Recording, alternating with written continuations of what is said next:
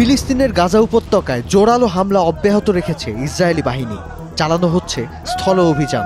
Al Jazeera বলছে ১৯ March একদিনে গাজায় ইসরায়েলি হামলায় অন্তত ৭০ জন নিহত হয়েছেন। জানুয়ারিতে কার্যকর হওয়া যুদ্ধবিরতি চুক্তি ভেঙে ১৮ মার্চ থেকে নির্বিচার বিমান ও ড্রোন হামলা চালিয়ে প্রায় ২০০ শিশুসহ ৪০০-র বেশি মানুষকে ইসরায়েলি বাহিনী হত্যা করেছে বলে জানিয়েছে সংবাদ মাধ্যম এএফপি। আর গাজা কর্তৃপক্ষের হিসেবে এ ২ দিনে নিহতের সংখ্যা প্রায় ১,০০০। এরই মধ্যে ইসরায়েলি প্রধানমন্ত্রী নেতানিয়াহু বলেছেন, এ তো সবে শুরু। এর আগে গাজা থেকে ইসরায়েলি জিম্মিদের ফিরিয়ে আনা এবং হামাসকে ক্ষমতা থেকে সরিয়ে দিতে ফিলিস্তিনিদের প্রতি সর্বশেষ সতর্কতা জারি করে ইসরায়েল।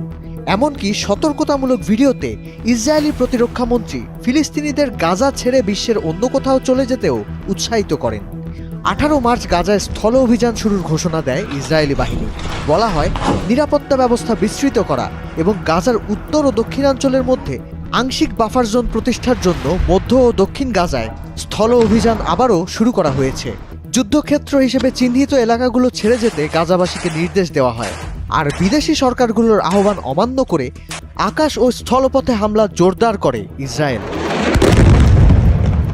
২০২৩ সালের ৭ অক্টোবর ইসরায়েলে হামলা চালিয়ে হামাস ২৫১ জনকে জিম্মি করেছিল, যার মধ্যে ৫৮ জন এখনও গাজায় বন্দী।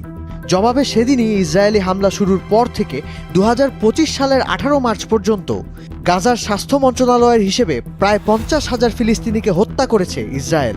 বিশেষ করে ডোনাল্ড ট্রাম্প মার্কিন প্রেসিডেন্টের চেয়ারে বসার পর থেকে তার প্রত্যক্ষ সমর্থনে হামাস দমন ও যুদ্ধ থামানোর নামে প্রকাশ্যে গাজা উপত্যকা খালি করতে উঠে পড়ে লেগেছে ইসরায়েল।